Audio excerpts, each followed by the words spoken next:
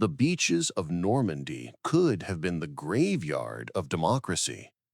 June 6, 1944, almost became the day the Allies lost World War II, and everything you know about the modern world would be completely different. D-Day is remembered as this heroic success, the turning point, the beginning of the end for Nazi Germany. But here's what most people don't realize. It was hanging by a thread. The invasion of Normandy came shockingly close to total disaster more times than you'd believe. And the scary part? If just a few things had gone differently, Hitler would have thrown the Allies back into the sea, and the war could have dragged on for years. Or worse, ended very differently. Think about this for a second. Over 150,000 Allied troops crossed the English Channel on that single day. Thousands of ships, hundreds of aircraft, the largest amphibious invasion in human history. And it all depended on surprise, timing, and frankly, a lot of luck. Remove any of those ingredients, and you're looking at catastrophe. So what would have actually happened if D-Day failed? How would the war have changed? What would our world look like today? We're about to explore one of the darkest alternate timelines in history. And trust me, it gets intense.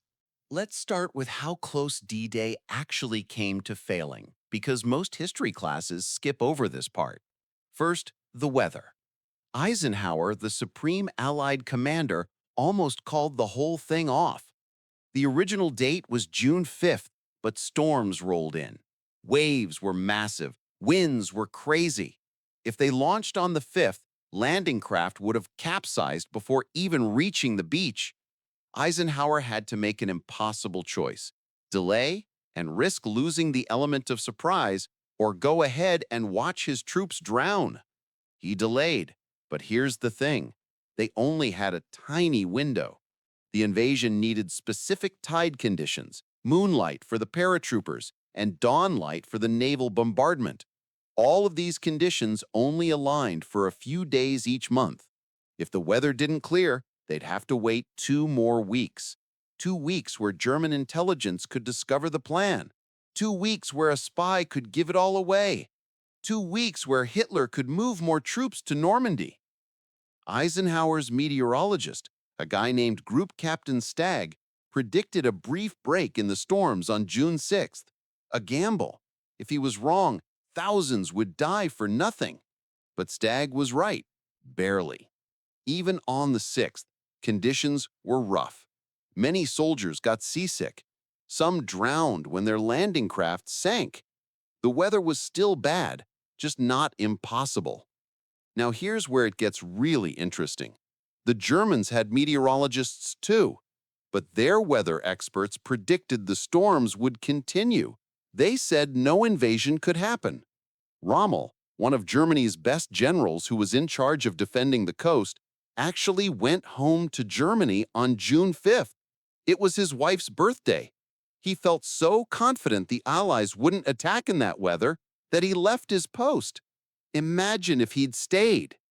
Then there's the deception campaign. The Allies ran this massive operation called Operation Fortitude.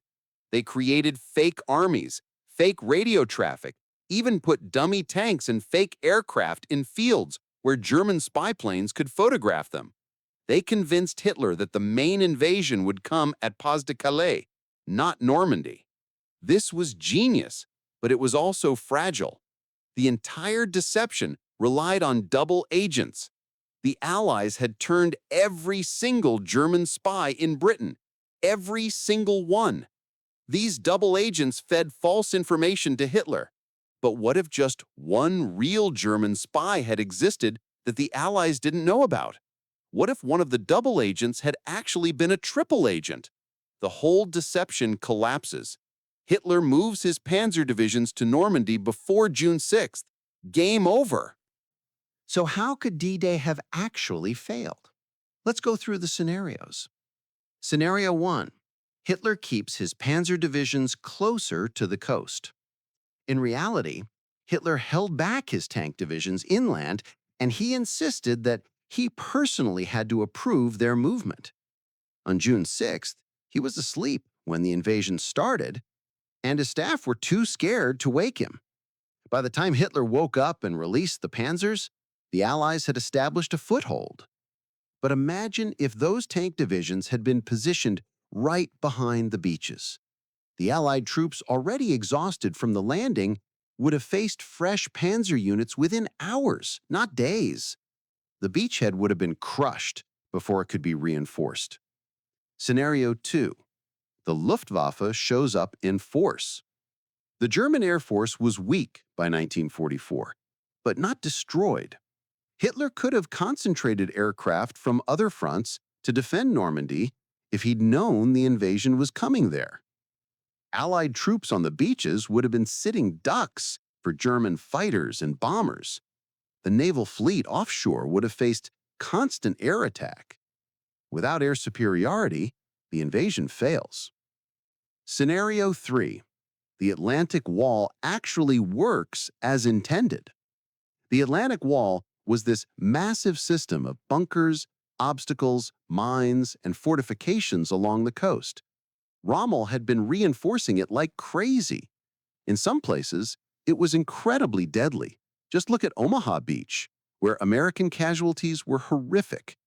But in other sectors, it was incomplete or poorly manned. What if Rommel had another 6 months?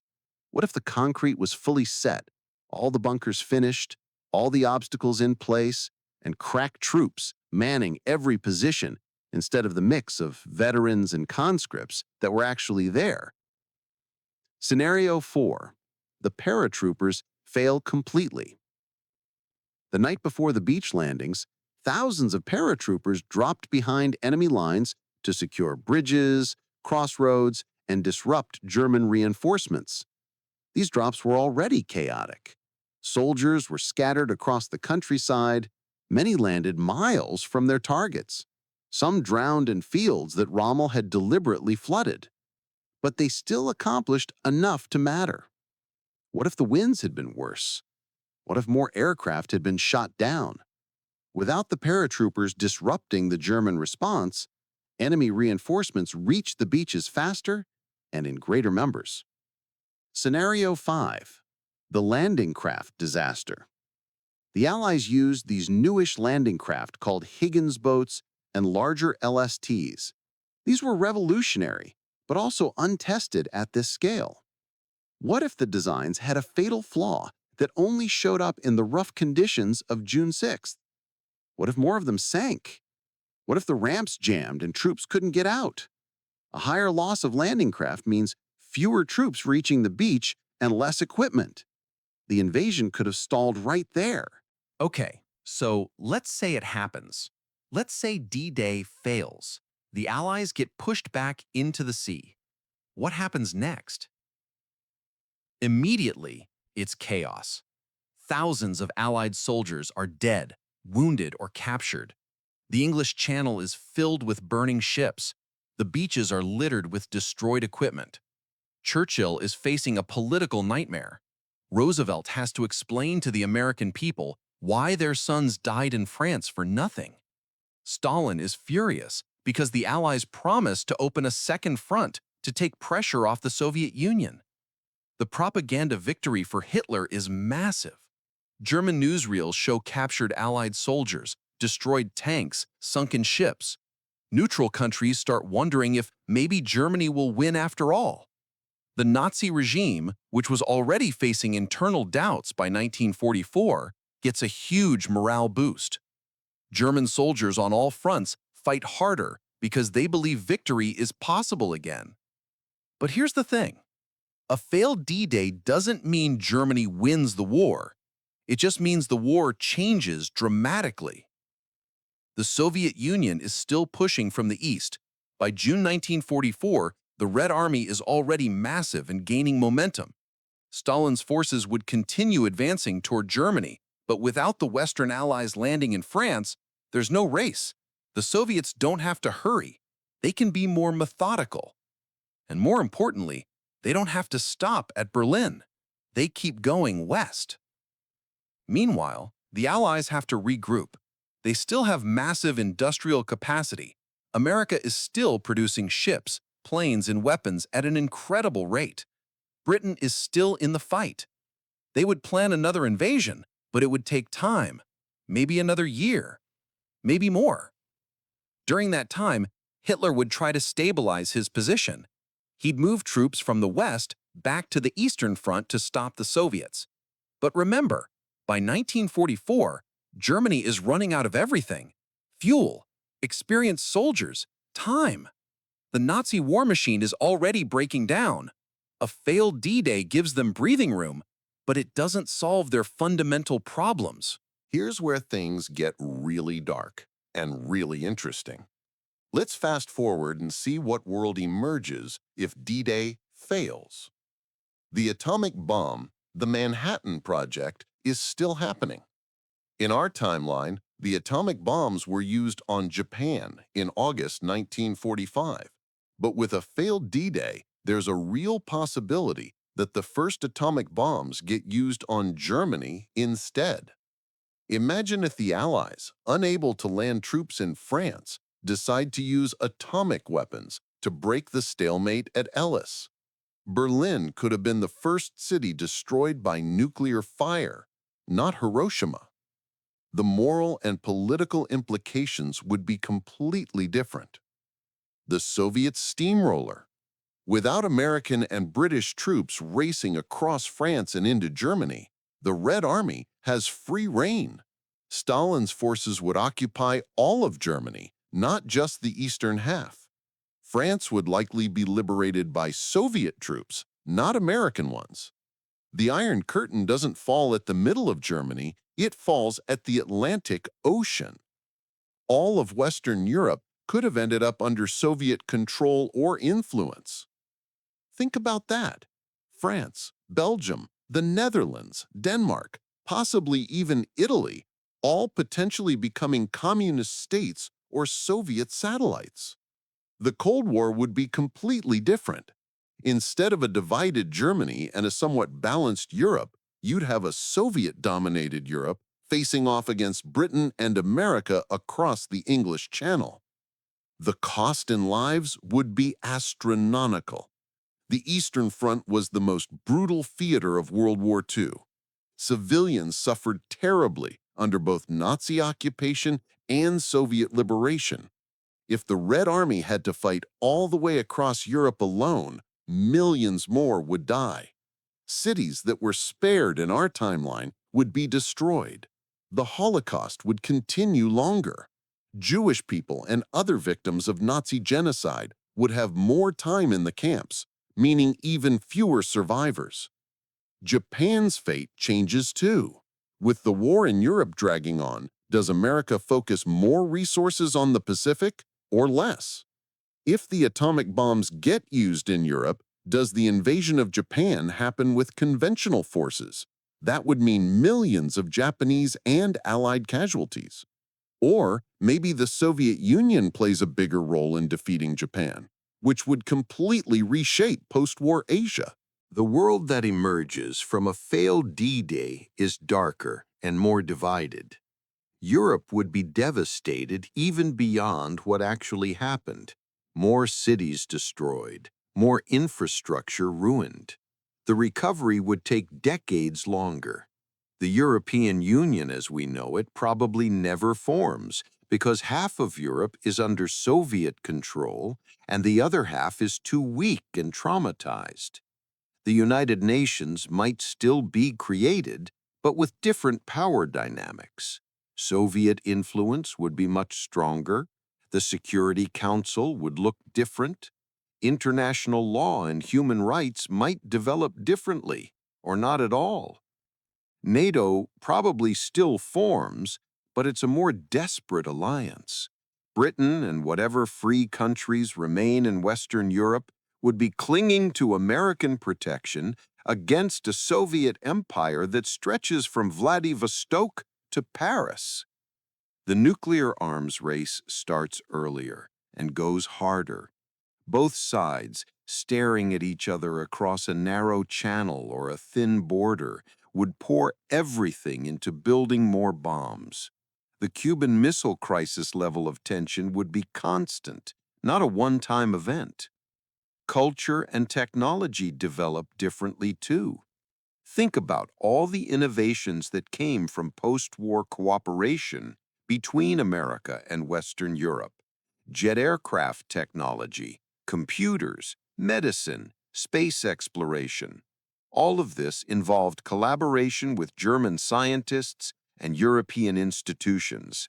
If Europe is either rubble or Soviet-controlled, that collaboration doesn't happen the same way. Maybe the Soviets get to the moon first. Maybe computers develop slower. Maybe the internet never gets invented. And here's something people don't think about: pop culture. Rock and roll, the British invasion, Hollywood's golden age, the cultural exchange between America and Europe that defined the 1950s and 60s. None of that happens if Europe is closed off behind the Iron Curtain. Your favorite music, movies, and art might never exist. So what's the bottom line? If D-Day had failed, we'd be living in a completely different world. Probably a worse one. Definitely a scarier one. The success of D-Day wasn't inevitable.